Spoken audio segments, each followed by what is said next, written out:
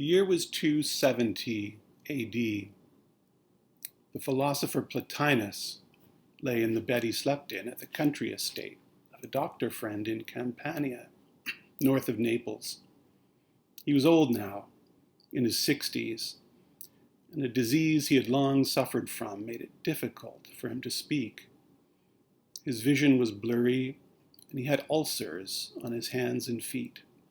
Today his condition was worsening, and it seemed clear the end was near. When another friend, Eustochius, arrived, Plotinus said, "I have been hanging on for you."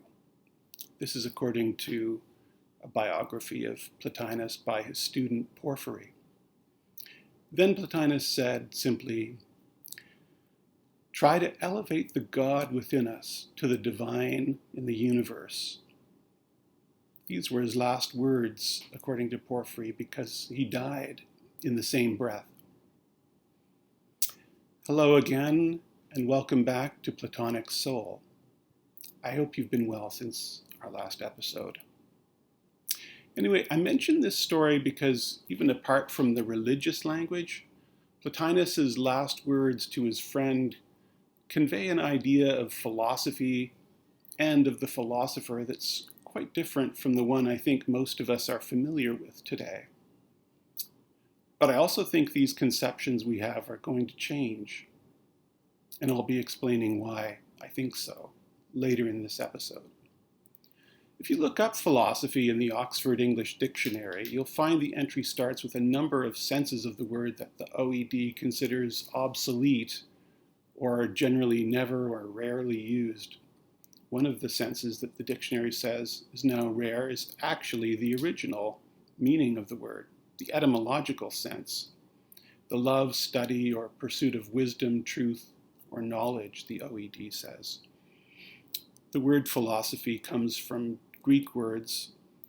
Phileo is to love or be a friend of, and Sophia is wisdom.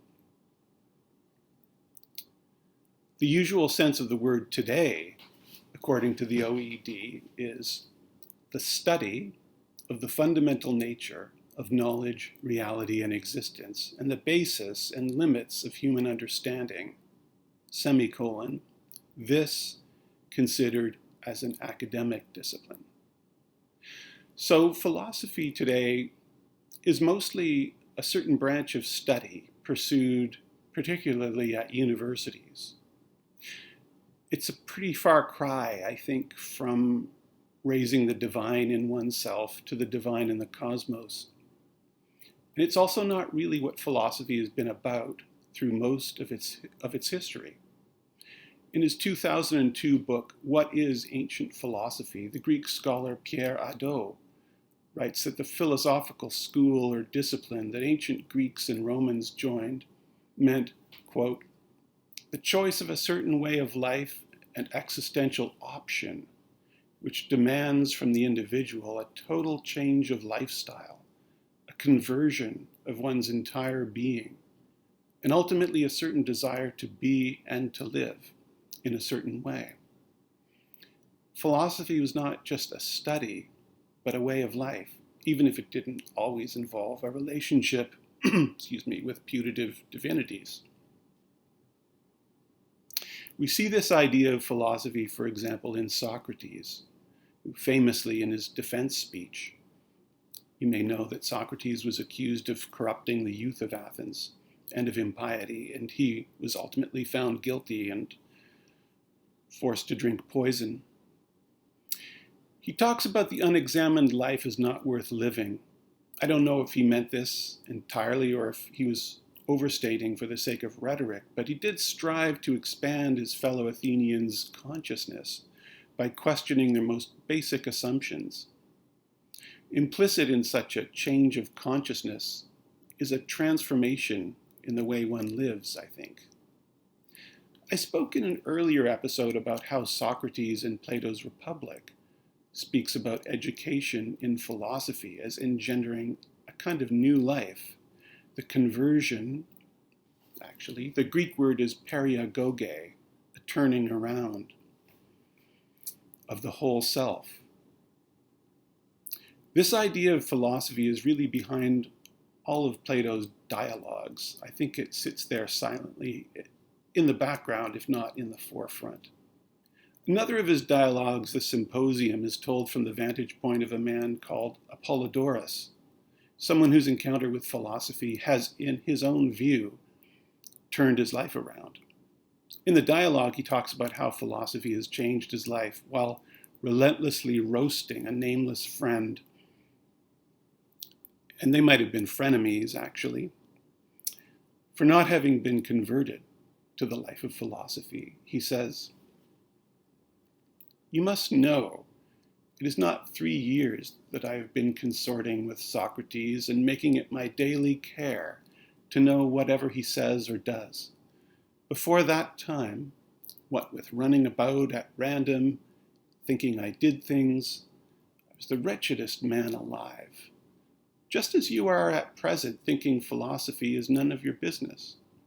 And a little later he says, "For my own part, indeed, I commonly find that, setting aside the benefit I conceive they do me, I take an immense delight in philosophic discourses, whether I speak them myself or hear them from others. Whereas in the case of other sorts of talk, especially that of your wealthy money-bag friends, I'm not only annoyed myself, but sorry for dear intimates like you, who think you're doing a great deal when you really do nothing at all." I think it's quite interesting that while philosophy, at least since the time of Socrates, has operated rationally with the use of this question and answer process called dialectic, in the ancient world, at least, it also came with a vocabulary that we would today associate with religion.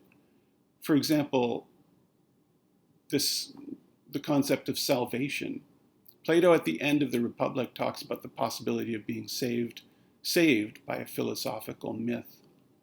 And we see this also centuries later in the letter by Porphyry, Plotinus' student, to his wife Marcella. He writes to her, for example, that just because he, Porphyry, who has taught her philosophy, will be away for a while, she should not see herself as being without it.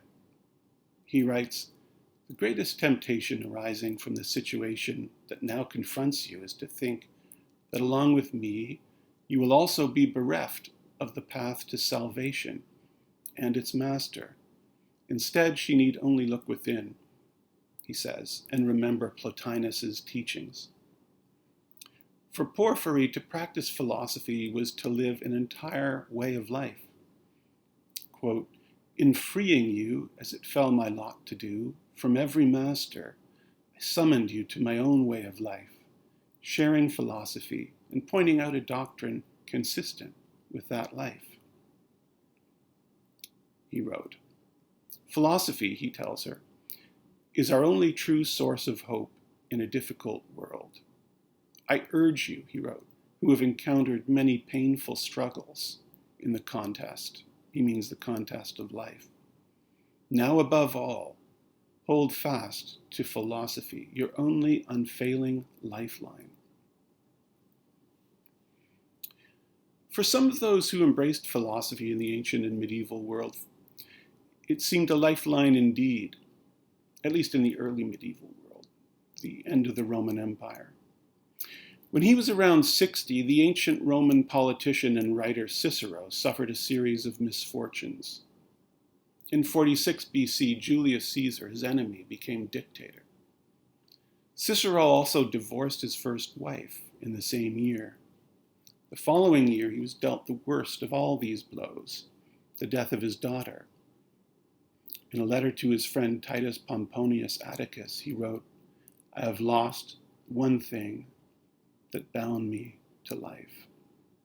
Cicero went into solitude, or at least something like it. He was in a villa outside Naples, and eventually he wrote a book called Hortensius. It's now lost to us, actually.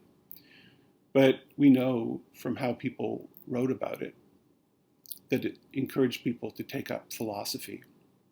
One of the people who was greatly influenced by it was St. Augustine, who lived at the end of the Roman Empire in this sort of transitional age. transitional era, right at the sort of dusk of the Roman Empire and arguably the dawn of the Middle Ages. Not quite, really. So anyway, St. Augustine converted to Platonic philosophy before he converted to Christianity, by his own account. In his Confessions, he describes it as a rediscovery of his own center. His discovery of Platonism transformed his life, he writes, by saving him from a materialism which he saw as leading inevitably to self-alienation and what you could call kind of low self-esteem on an existential level. A conviction, basically, that he was not an essentially good person. Before discovering Platonic philosophy, Augustine wrote he was lost amid a world of objects and his own attraction to them. Quote, I had no clear vision even of my own self. I thought simply non-existent, anything not extended in space, or diffused or concentrated or expanding. Only the material was real. Alienation and isolation caused by this, made more difficult by its ineffability, is what Augustine seems to be writing about here. Quote, how little of it my tongue could put into words for the ears of my closest friends. Neither the time nor the powers of my speech were sufficient to tell them of the full tumult of my soul. I was fixing my attention on things contained in space, and there I found no place to rest in, nor did those external things receive me, so that I could say, it is enough and it is well. Those inferior things came on top of me and pressed me down, and there was never any relaxation or breathing space. At this point in his life, Augustine writes, he was introduced to what he calls Platonic books. He doesn't tell us the titles or even the authors. But it seems clear that it was Plotinus and Porphyry from the way he steals their phrases and seems to have such close knowledge of their thought. The discovery transformed his life, he writes, allowing him to come to a new oneness with himself that was at the same time an ecstatic knowledge of reality.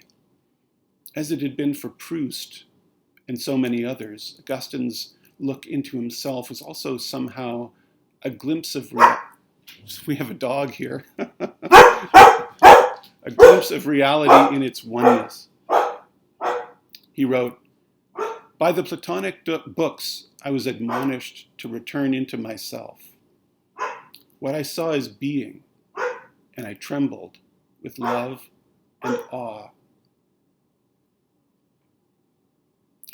Dante, the Italian poet who wrote about 9 centuries after Augustine, the Divine Comedy, this 3-volume epic poem, describes in an autobiographical passage of one of his works a zealous pursuit of philosophy in terms of erotic obsession.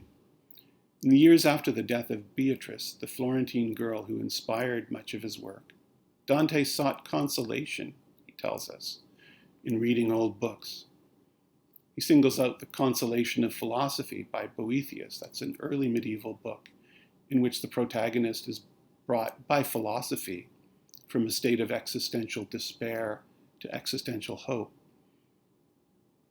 And he also cites another book by Cicero, this one on friendship. Anyway, these books, having read these books led him on a search for more philosophic works. And he writes, and just as it often happens that perhaps as a result of divine willing or some other reason, a man looking for silver discovers, despite himself, gold. So I, who was seeking to console myself, not only found a remedy for my tears, but wise utterance. My mind then, delighting in the truth, thus made itself over to her. He means philosophy. By the way, in his Consolations of Philosophy, this is a tradition. because in the consolation of philosophy that Dante had read, philosophia is depicted as a beautiful woman. My mind then, delighting in the truth, thus made itself over to her, and indeed so much so that I could scarce avert my gaze. I therefore began to frequent the places where she was most truly to be found, namely the schools of the religious and the places of philosophical disputation, such that in a relatively short space of time, 30 months or so maybe, I so sensed her sweetness that every other thought was driven out and destroyed by my love for her. I'd like to add to this list, finally, one more Florentine, the great Renaissance scholar Marsilio Ficino, who brought a kind of religious zeal to his studies of Plato, and who believed Plato's philosophy to have the potential not just to provide people with stimulating thoughts, but to actually heal them psychologically or spiritually. There's an interesting story about Ficino.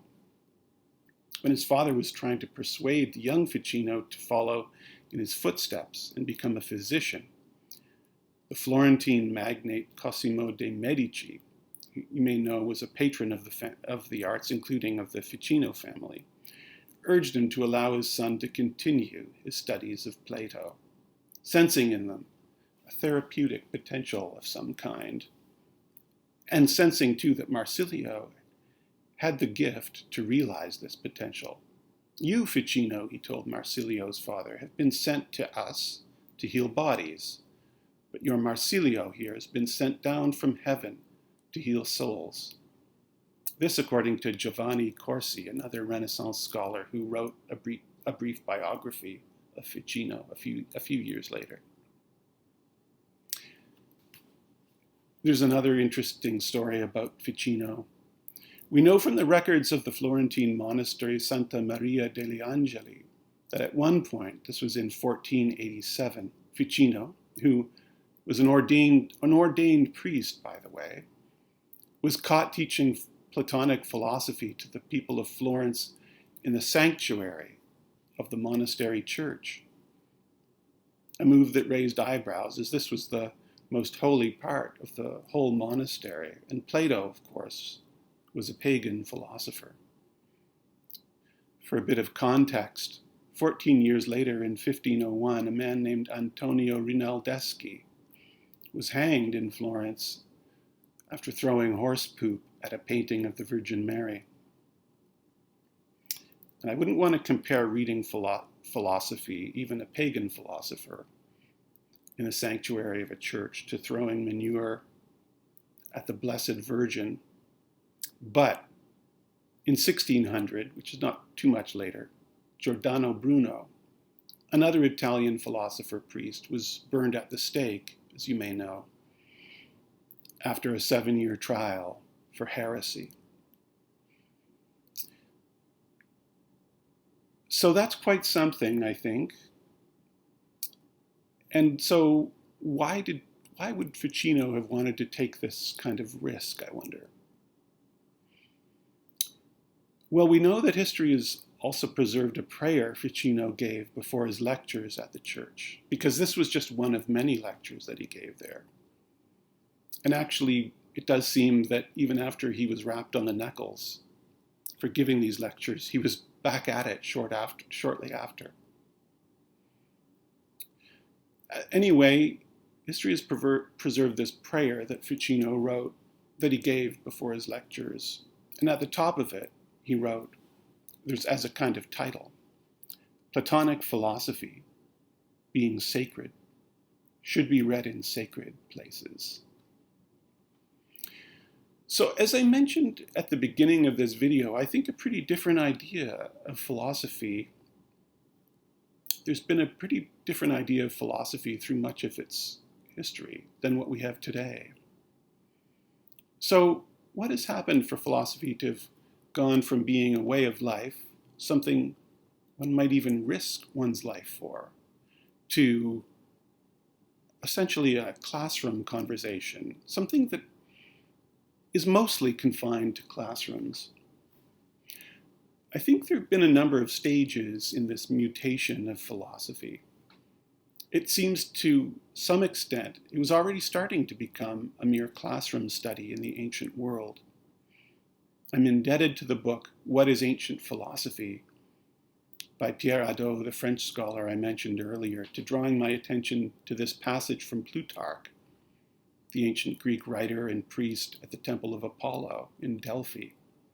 In the early-ish days of the Roman Empire, about 100 AD, about 450 years after the death of Plato, Plutarch wrote, "Most people imagine that philosophy consists in delivering discourses from the height of a chair and in giving classes based on texts. But what these people utterly miss is the uninterrupted philosophy which we see being practiced every day in a way which is perfectly equal to itself. Socrates did not set up grandstands for his audience and did not sit upon a professorial chair. He had no fixed timetable for talking or walking with his friends. Rather, he did philosophy sometimes by joking with them, or by drinking or going to war or to the market with them, and finally by going to prison and drinking poison. He was the first to show that at all times and in every place, in everything that happens to us, daily life gives us the opportunity to do philosophy." I think the next stage, so that's Plutarch around 100 AD. Now, I think the next stage happened in the Christianization of Europe. Because on the one hand, Plato and other classical philosophies shaped Christianity, but on the other, Christianity also replaced philosophy as a way of life, as the thing to which one is converted. Except in these isolated situations like Augustine, who was converted successively to Platonism and then Christianity. And the pagan associations of Greek philosophy made it suspect as a way of life, rather than mere subject matter to be learned in a classroom. Then in the modern age, not too long actually after the time of Marsilio Ficino, 124 years, a century and a quarter basically, the focus of philosophy shifted, beginning with Descartes, from, I think, essentially the nature of reality and how we ought to live life, to how we know, how we can be certain of our knowledge. On top of this, as Western society has turned secular since the time of Descartes, it's become increasingly important that teaching of philosophy and the other humanities be objective, that it not involve the teaching of values or an attempt to imbue people with values. Our idea of objectivity means that the point is to understand what's been said before and propose solutions to problems of interpretation, but not to involve oneself personally, not to commit to anything, not to advocate philosophy as a way of life or any one philosophy as best to actually live by. Of course, this isn't to say that this understanding of objectivity in the teaching of philosophy and the other humanities isn't good. There's a great beauty, I think, and a kind of pricelessness to this idea of objective study that really originated in the Enlightenment. And I also think it has the great potential to help people who do want to live out philosophy. This idea that it's been studied objectively, the fact that it's been studied objectively. But it's arguable that it's also meant that over time, academic philosophical discussions have become increasingly abstract and abstruse, removed from the concerns of most people. You might know this 2014 book, Plato at the Googleplex. It was written by this American writer and academic Rebecca Goldstein. Actually, she Happens to be the wife of Steven Pinker, whom I've mentioned in previous episodes. Anyway, she suggests at one point that readers who have taken a university philosophy course or two might have come to think of philosophy as little more than sophisticated hair splitting. And indeed, the philosophers themselves are either professionals or students. So philosophy today, to a great extent, is either a job or something you do to get a job. It's sealed off from the rest of your life, at least in theory. Of course, it's possible that many of these people, both professors and students, have been transformed by their studies. But at least in the classroom, they're constrained by the secularity of modern society to, in a way, be too modest about what they've found, to keep any experience of being transformed by philosophy to themselves. I think the role of philosophy in society is going to change.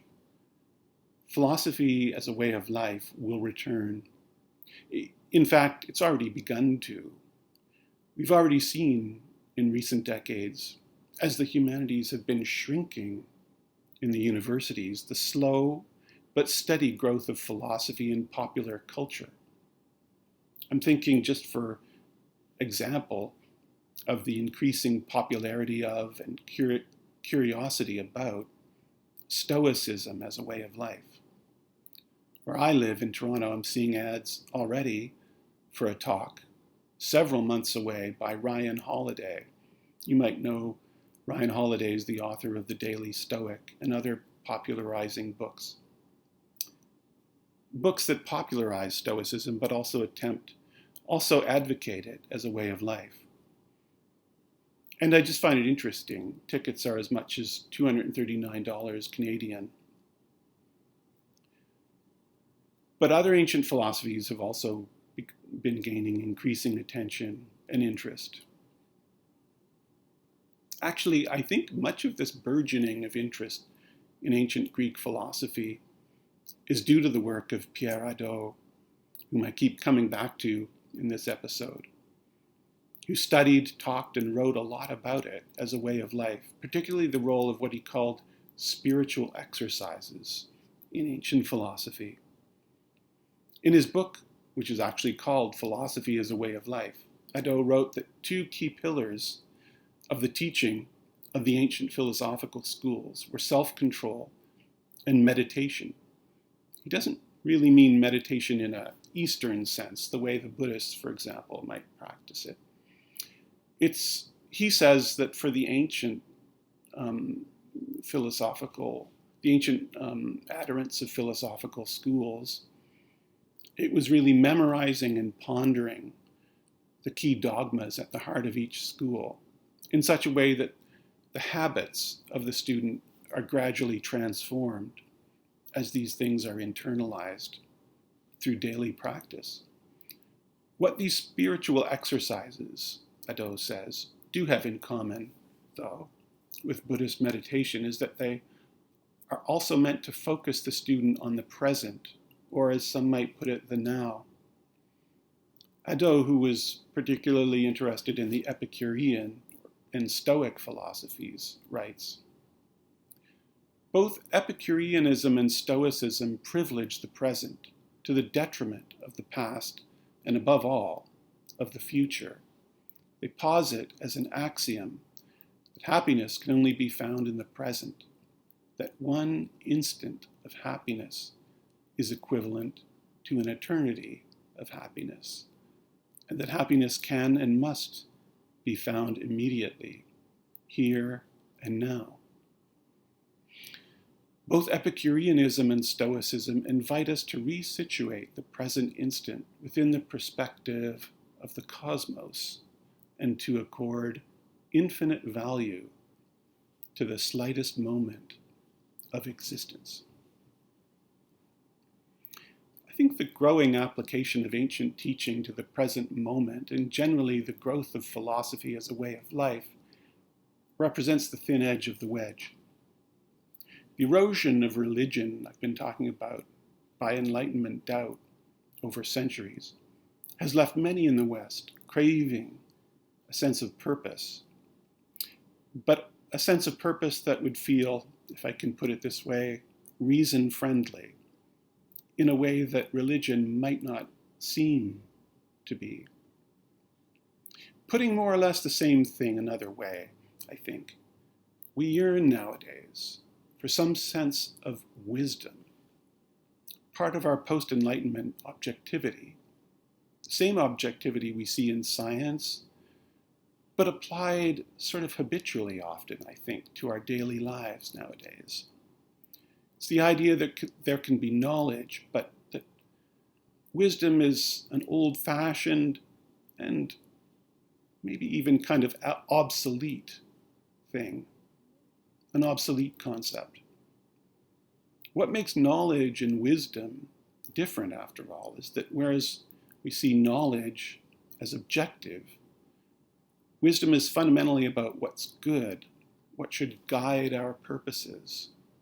And this is something that seems to us today to be personal, subjective, and in a way maybe even kind of impulsive, which I think it often is. We're reluctant to think in terms of there being wisdom because to us, a sense of what's good seems almost more like a matter of taste than of knowledge. But I also think we're increasingly coming around to the idea that it's hard to live without some sense of what's good, that there's something depressing and even counterintuitive about living without any kind of belief in wisdom. Not to mention that science is increasingly showing us that a sense of purpose is good for human health. You could say good for mental health, but we all know that you can hardly separate mental health from overall health. So I think philosophy will rise again. Anyway, in my next episode, I'll be taking a closer look at the Platonic philosophy in particular. I hope you can join me then, and thanks again for watching.